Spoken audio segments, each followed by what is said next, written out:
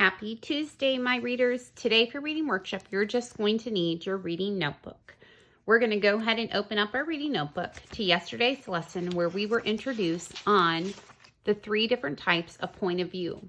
In our lesson, we went over what a first-person point of view was when it is told by a person or a character. Second-person point of view was when the narrator or character is directly addressing the reader. So the author will stop the story and make sure that they reiterate important information or talk to the reader to make sure that you're understanding the significance of an event. Or third person has 2 different types of third person. So third person is when the narrator is telling us the thoughts and actions of characters. But when we specifically look at limited third person, that is when the author is telling us the thoughts and actions of only one of the characters. So limited means it's limited to one person. And then omniscient, because of the affix omni, which means all, the author is providing us information to multiple characters' thoughts or actions.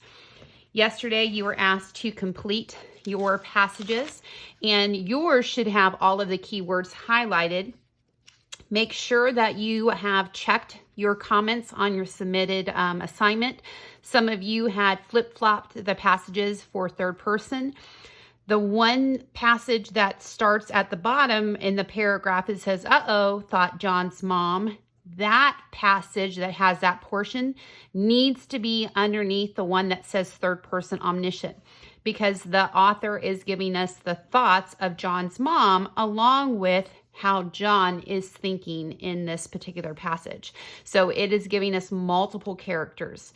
The other 2 are already provided for you. Today we're going to continue practicing with our point of view. So we're going to just go ahead and turn the page. And we are going to label the next page, page 50. And then we're going to turn back to our table of contents because we are having multiple days of practicing how to identify the point of view as told by the author. And then on Thursday or Friday, we are going to have the final Unit 3 Interpreting Characters test. There is nothing for you to study. You may review your notebook, but this test is going to be your test on a passage and the application of what you have learned when we identify our characters and how our characters grow throughout a story. So today, as we said, we're going to continue to practice. So we're going to put POV 3 little pigs. And then today's date is 10-20-20. Remember, at any point you can pause the video to get yourself caught up. Make sure that you stay organized. You're recording everything that I'm asking you to, and then you can push play when you're ready to continue. We're going to go ahead and turn back to today's page, but we're going to flip our notebook. So we're looking at it where the left page is the top. Today we're going to be reading the true story of the 3 little pigs.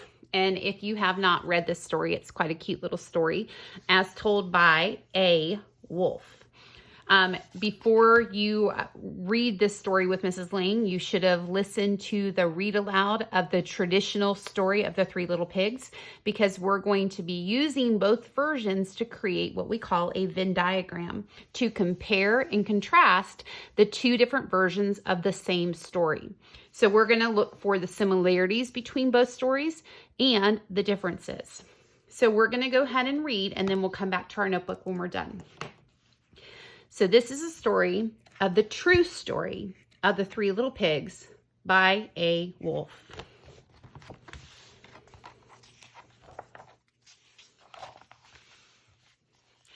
Everybody knows the story of the 3 little pigs, or at least they think they do, but I'll let you in on a little secret. Nobody knows the real story because nobody has ever heard my side of the story. I'm the wolf, Alexander T. Wolf. You can call me Al. I don't know how this whole big bad wolf thing got started, but it's all wrong. Maybe it's because of our diet. Hey, it's not my fault wolves eat cute little animals like bunnies and sheep and pigs. That's just the way we are. If cheeseburgers were cute, folks would probably think you were big and bad too. But like I was saying, the whole big bad wolf thing is all wrong. The real story is about a sneeze and a cup of sugar. Sneeze plus sugar. This is the real story. Way back in Once Upon a Time land, I was making a birthday cake for my dear old granny. I had a terrible sneezing cold. I ran out of sugar. So I walked down the street to ask my neighbor for a cup of sugar. Now the neighbor was a pig, and he wasn't too bright either. He had built his whole house out of straw. Can you believe it? I mean, who in his right mind would build a house of straw? So, of course, the minute I knocked on the door, it fell right in. I didn't want to just walk into someone else's house, so I called, "Little pig, are you in?" No answer. I was just about to go home without the cup of sugar for my dear old granny's birthday cake. That's when my nose started to itch, and I felt a sneeze coming on. Well, I huffed, and I snuffed, and I sneezed a great sneeze. You can see the hiney of the little pig. And you know what? That whole darn straw house fell down, and right in the middle of the pile of straw was the first little pig, dead as a doornail. He had been home the whole time. It seemed like a shame to leave a perfectly good ham dinner lying there in the straw, so I ate it up. Think of it as a big cheeseburger just lying there. I was feeling a little better, but I still didn't have my cup of sugar. So I went to the next neighbor's house. This neighbor was the first little pig's brother. He was a little smarter, but not much. He had built his house of sticks. I rang the doorbell in the stick house. Nobody answered. I called, "Mr. Pig, are you in?" He yelled back, "Go away, Wolf. You can't come in. I'm shaving the hairs on my chinny chin chin." I had just grabbed the doorknob when I felt another sneeze coming on. I huffed and I snuffed and I tried to cover my mouth, but I sneezed a great sneeze. And you're not going to believe it, but this guy's house fell down just like his brother's.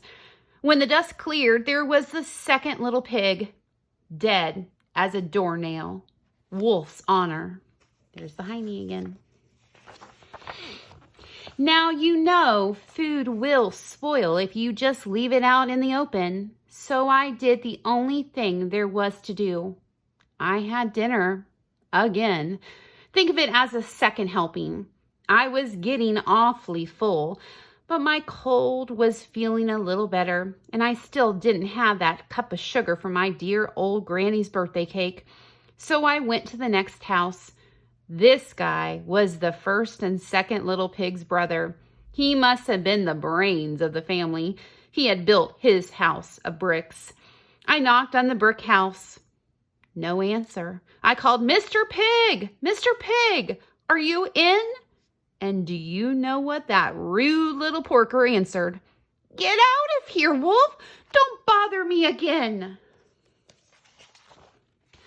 Talk about impolite. He probably had a whole sack full of sugar, and he wouldn't give me even one little cup from my dear sweet old granny's birthday cake. What a pig. I was just about to go home and maybe make a nice birthday card instead of a cake when I felt my cold coming on.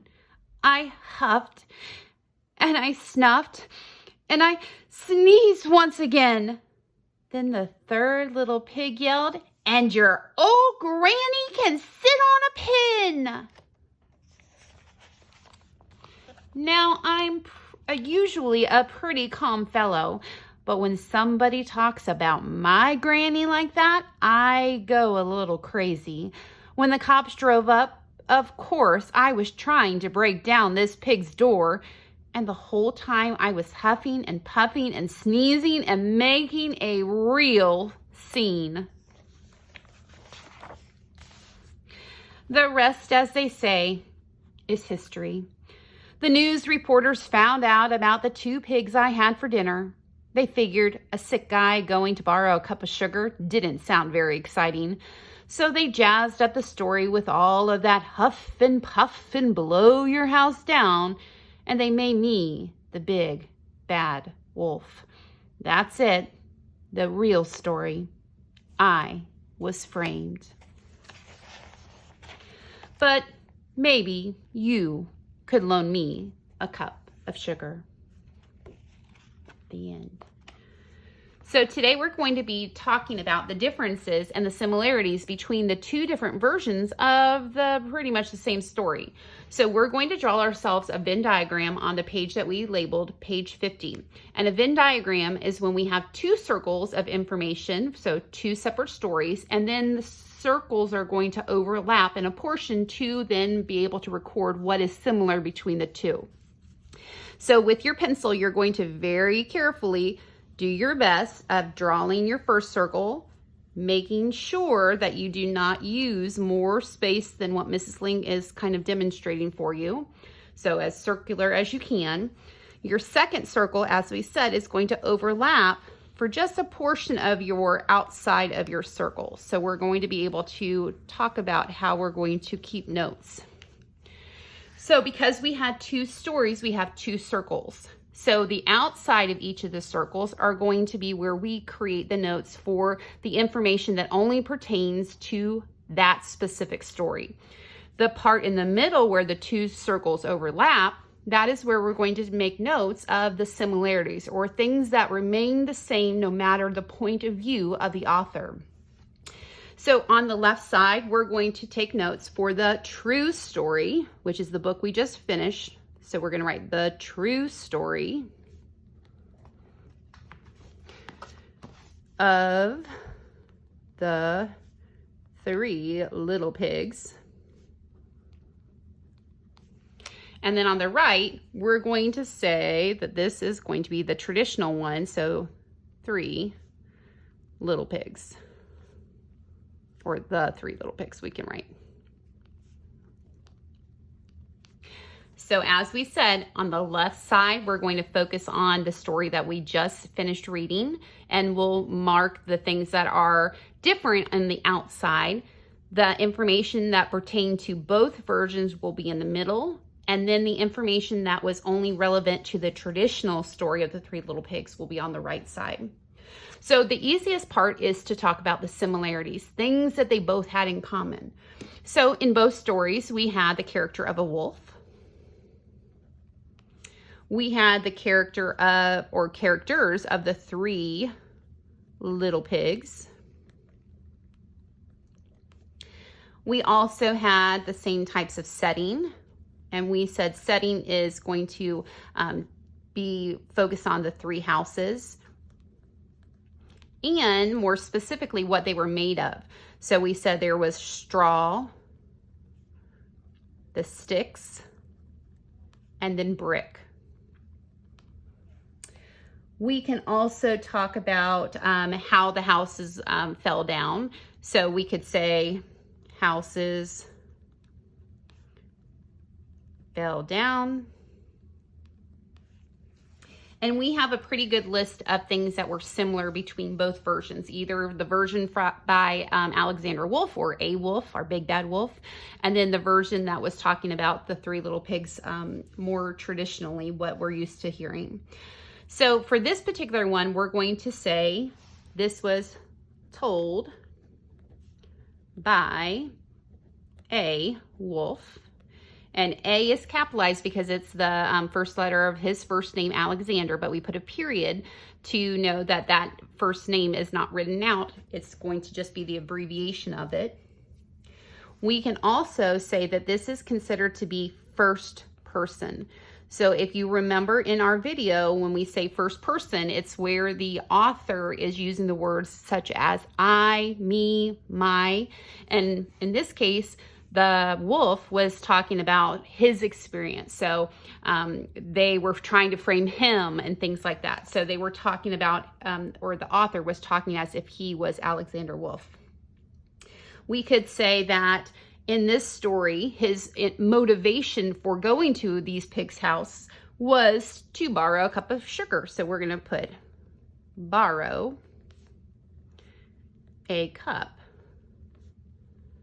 of sugar to make a cake. It was his granny's cake, so we'll put to make granny's cake. Be more specific with our details. We can say that he said he was innocent the entire time. We can say that he had a cold because he always needed to sneeze. And that is how the houses were blown down, not because he huffed and he puffed, he sneezed instead. So it was an accident, and we can even put that in quotations. So it was an accident. He didn't mean for the houses to fall in. We can also say that he asked for different things. He asked for different things. And this is when we're talking more specifically about he asked for the cup of sugar. So this is a difference from the other story. And then also what was said. So he was saying that he was being so super polite, asking his neighbors just to borrow something that he needed to make his poor little granny a birthday cake. And instead, from the other story where he was more of the villain that is being portrayed as this vicious creature that was coming in search of these pigs to have them to eat, the eating and trying to take their lives was the motivation. But in this story, he just happened to have the motivation to come and ask for sugar, and then it just happens to happen that the pigs die because the houses kind of collapse on their own. So we have talked about some of the differences in the true story of the Three Little Pigs. We talked about some of the similarities. And then today, I'm going to ask for you to finish filling in the specific information from the traditional story. So I want you to re-listen to the story of the Three Little Pigs. You can tell me who is the author. Is it a character? Is it a separate narrator? Are we going to then be told that the author is speaking directly to the reader? That would be second person. Is it third person limited, so we understand the motivations or the thinking and actions of multiple characters? Remember, thinking inside of the character's head. Or is it thinking of multiple characters that's omniscient? Or third person limited is just telling us the motivations or thinking inside of one character's head. So you are going to tell me the POV, so the point of view. And then you're going to tell me what else the author has provided. What was the wolf's motivation for going house to house? What was said? What did the pigs do? Things like that. So talk about the differences between the story that we read together, taking out what was already discussed as the similarities and only focusing on the things that pertain to the traditional story. So when you are done today, you should have at least the same amount of information. So we had 1, 2, 3, 4, 5, 6. Try to have 6 different points. So point of view is 1, and then you're going to come up with at least 5 other things that you can mention. Remember, focusing on the difference between this story and the traditional. When you're done, take a picture of your completed Venn diagram and submit the one picture to today's lesson.